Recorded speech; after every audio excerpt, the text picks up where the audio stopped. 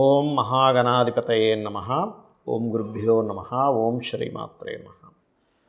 అరుణాం కరుణాతరంగితాక్షీం ధృతపాశాంకుశపుష్పబాణచాపాం అనిమాదిభిరావృతాం మయూకైః అహమిత్యేవ విభావయే భవానీం. శ్రీమాత్రే నమః. ప్రేక్షకులకి ఆ లలితాంబిక అమ్మవారి యొక్క అనుగ్రహం పరిపూర్ణంగా కలగాలని మనస్ఫూర్తిగా కోరుకుంటూ, ప్రధానంగా ఇక్కడ మనం ఈరోజు 16వ తేదీ నవంబర్ నుంచి 30 నవంబర్ వరకు ఉండేటువంటి గ్రహస్థితి రీత్యా 12 లగ్నాల వారికి, లగ్నాలు తెలియని వారు చక్కగా రాసి చూసుకోండి, ఏం తప్పలేదు. లగ్నము రాసి రెండు పనిచేస్తుంటాయి.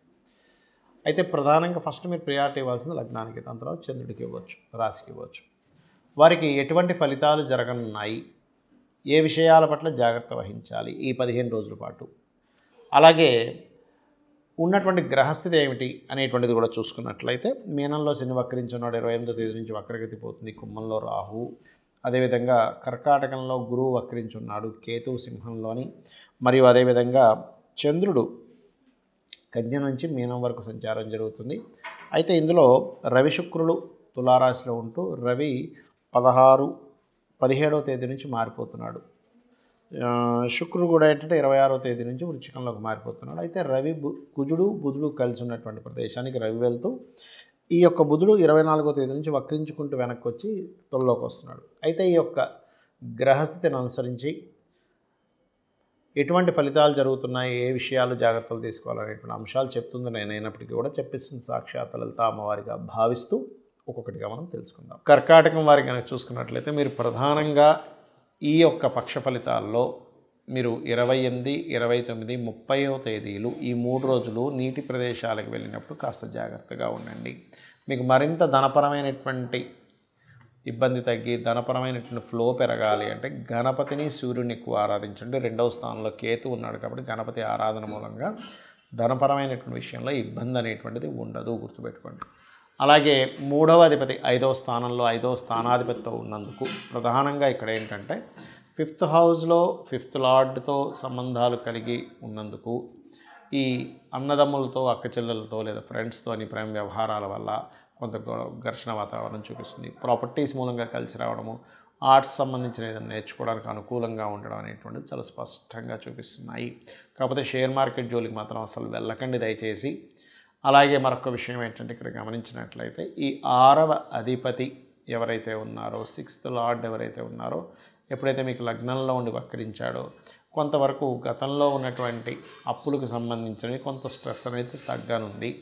కాకపోతే ఇక్కడ వివాహ సంబంధించిన విషయంలో మీకు విదేశీ సంబంధాలు కుదురుతాయి. మరియు మీ యొక్క జీవిత భాగస్వామి ఏదైనా PhDs లాంటివి ఏదైనా రీసెర్చ్ సంబంధించిన వాటిలో చేయడానికి అనుకూలంగా ఉందని చెప్పి తెలుస్తుంది. కాకపోతే కొంత ఉద్యోగంలో ఆల్ ఆఫ్ సడన్గా కొంత మారవలసిన పరిస్థితి రావడం, కొన్ని మిస్కమ్యూనికేషన్స్ వల్ల మారిపోవడం ఉద్యోగంలో అనేటువంటి చాలా స్పష్టంగా గోచరిస్తున్నాయి. కన్స్ట్రక్షన్ రంగాల్లో ఉండేటువంటి వారికి కొన్ని కాస్ట్లీగా ఉండే కొన్ని పంటలు ఉంటాయి, అటువంటివి పండించేటువంటి వారికి చాలా అనుకూలంగా ఉంది. మరియు రియల్ ఎస్టేట్ వాళ్ళకి కూడా కొంతవరకు అనుకూలంగా ఉందని చెప్పుకోవచ్చు. ఇక మీరు నిత్యము దేవతారాధన లక్ష్మీ నరసింహస్వామిని కానీ లేదా సుబ్రహ్మణ్యేశ్వర స్వామిని కానీ ఆరాధన చేయండి.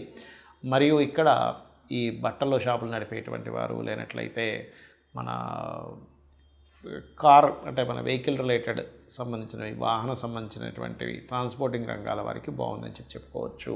చాలామంది నన్ను రత్నధారణ ఎలా చేయాలి అని అడుగుతూ ఉన్నారు. అసలు రత్నం ఎంతవరకు మనకి పనిచేస్తుంది, దీనికి ఏమైనా శాస్త్రం ఉందా అంటే, అగ్నిపురాణంలో దీనికి సంబంధించినటువంటి ప్రామాణికమైనటువంటి అంశాలు చెప్పబడ్డాయి అందులో.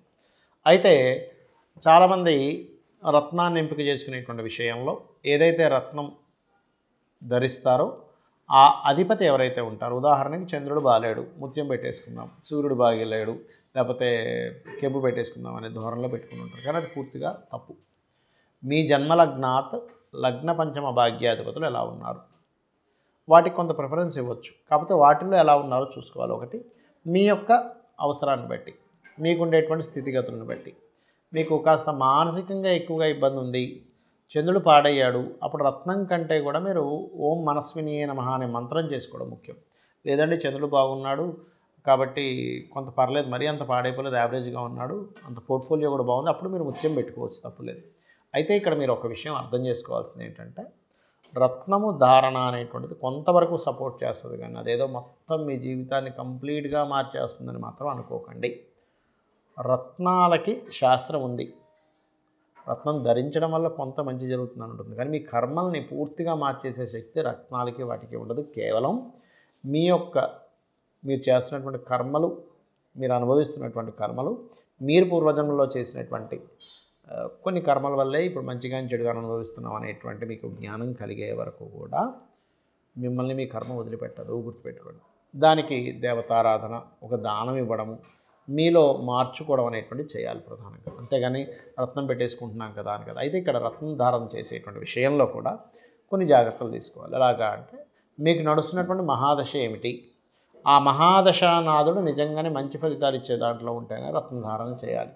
లేని పక్షంలో ఆ రత్నానికి సంబంధించింది దానంగా ఇవ్వమని చెప్పింది శాస్త్రం. అంటే ఏదైనా ఆలయంలో అమ్మవారికి కొంతమందికి శని మహాదశ నడుస్తుంది, అప్పుడు నీలం పెట్టుకుందాం అనుకుంటే శని బాగోపోవడం వల్ల ఇంకా ఇబ్బంది పడుతుంది. అప్పుడు రత్నం పెట్టుకోవడం వల్ల ఎటువంటి ఉపయోగం ఉండదు, ఇంకా ఎక్కువ ఇబ్బంది ఇస్తూ ఉంటుంది.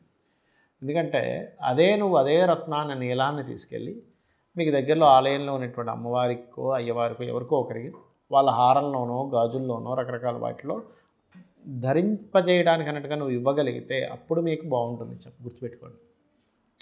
అలాగే కొన్నిసార్లు ఆరోగ్య సంబంధించిన సమస్యలు ఉన్నప్పుడు కెంపు ధరించవచ్చు అంటారు, కానీ కెంపు ఎలా మీ జన్మజాతకంలో రవెలా ఉన్నాడో చూసుకోండి. అదేవిధంగా కొంత మనిషిలో అంటే కొంత పుష్టి రావడానికి, కొంత గురుబలం పెరగడానికి కనకపుష్య రాగాన్ని ధరిస్తారు. బిజినెస్ ఇంప్రూవ్మెంట్స్కి బుధుడిని ధరిస్తారు, అంటే పచ్చ ధరిస్తారు. అలాగే కొంత ధైర్యం పెరగడానికి, మనిషిలో ఒక రకమైన ఫైరీ నేచర్ పెరగడానికి, అదేవిధంగా కొంతమందికి కుజదోషాలు ఉంటే కూడా కొంతమంది ధరిస్తుంటారు. కానీ ఇక్కడ దోషం ఉంటే ధరించడం కాదు, ఆ గ్రహం బాగుంది, ల్యాండ్స్ మూలంగా మేము ధనం పొందాలనుకుంటున్నాము, అప్పుడు మాత్రమే కుజుడికి సంబంధించినటువంటి పగడం ధరించాలి. అదేవిధంగా వైడూర్యం, కొంత వైరాగ్య ధోరణి ఉన్నప్పుడు పోవడానికి, కొంత ఆధ్యాత్మిక ఇది పెరగడానికి వైడూర్యాన్ని, మీకు రాహు కనుక బాగున్నట్లయితే పర్టికులర్గా గోమేధికాన్ని ధరించాలి. అయితే ఇక్కడ ఏంటంటే, మొట్టమొదటిగా మీరు అర్థం చేసుకోవాల్సింది, రత్నధారణ చేసేటప్పుడు మీకు ఆ ప్లానెట్ యొక్క పరిస్థితి ఎలా ఉంది, పాపకత్తిలో ఉందా, శుభకత్తిలో ఉందా, మంచి పోర్ట్ఫోలియో ఉందా, మీకు అసలు అది అవసరమా లేదా అనేది చూసుకోండి. అలాగే మరొక విషయం ఏంటంటే, మనకి ఆ రత్నం పనిచేసేది కొంత అయితే మనకి ఫీలింగ్ ఉంటుంది, కొంత అమ్మయ్య నేను ఈ రత్నాన్ని ధరించాను కదా, అమ్మయ్య నాకు కొంచెం ప్రశాంతంగా ఉంది, కొంత మన యొక్క ఆలోచన విధానం కూడా దాని మీద పనిచేస్తూ ఉంటుంది, గుర్తుపెట్టుకోండి. అలాగే మరొక విషయం ఏంటంటే, మనం చేసే ప్రయత్నం కూడా భగవంతుడే అనేటువంటిది అర్థం చేసుకోవాలి. శాస్త్రం కూడా ఆ యొక్క పరమాత్మే అని అర్థం చేసుకోవాలి. ఎందుకంటే శాస్త్రాలన్నీ కూడా మనకి మహర్షులు అందించారు. కాబట్టి మనం ఎందుకు జన్మించాము, ఈ జన్మ సార్థకత చేసుకోవడానికి మనం ఏం చేయాలనేది ప్రధానంగా మీరు గుర్తుపెట్టుకోండి. అలాగే మరొక విషయం ఏంటంటే, ఇక్కడ గమనించినట్లయితే మీ జన్మలగ్నాత 12 భావాలు అసలు ఏ గ్రహం ఎటువంటి కండిషన్ ఇస్తుంది, దానికి మనం ఆ విషయం జోలికి వెళ్ళడం మంచిదా వెళ్ళకపోవడం మంచిదా అనేటువంటిది ఉంటుంది పర్టికులర్గా జన్మజాతకంలో. కాబట్టి ఎప్పుడైతే మీరు ఆ జన్మజాతక చక్రరీత్యా మీరు ఏ ప్లానెట్ బాగుందో దానికి సంబంధించిన వ్యాపారం చేయడము, దానికి సంబంధించినటువంటి ఉద్యోగం చేయడము, దానికి సంబంధించినటువంటి విద్య అభ్యసించడము, తత్సంబంధించిన ఇన్వెస్ట్మెంట్స్ చేయడము, అది ఎప్పుడైతే అనుకూలంగా ఉందో ఆ సమయాల్లో వివాహాలు చేసుకోవడము, మీకు విదేశీ యోగం ఇస్తున్నట్లయితే మీ యొక్క ప్లానెట్, మీ యొక్క జాతకము, అప్పుడు విదేశాల కోసం ప్రయత్నం చేయడము, ఇన్వెస్ట్మెంట్స్ చేయడము, ఒక గృహం కొనుక్కోవడము, అది ఏ దిశలో కొనుక్కోవాలి, ఇవన్నీ చెప్పేదే శాస్త్రము. ఇవి ఖచ్చితంగా పనిచేస్తాయి, దాని యొక్క ప్రభావం కూడా ఖచ్చితంగా బాగుంటుంది, అందులో ఎటువంటి సందేహం లేదు. ఇక మీరు ఏదేమైనప్పటికీ కూడా జాతకం ఎలా ఉన్నా లేనట్లయితే మీరు ఉన్నటువంటి ఇల్లు వాస్తు అంటే మారలేని స్థితిలో ఉండి వాస్తు బాలేని ఇంట్లో ఉన్న ఒకటి మాత్రం గుర్తుపెట్టుకోండి, అమ్మవారి పాదాలను ఆశ్రయించి ధర్మబద్ధంగా మన పని మనం చేసుకుంటూ వెళ్ళిపోతుంటే అమ్మవారే మనల్ని చక్కగా ఒక తల్లిలా కాపాడుతుంది. శ్రీమాత్రే నమః.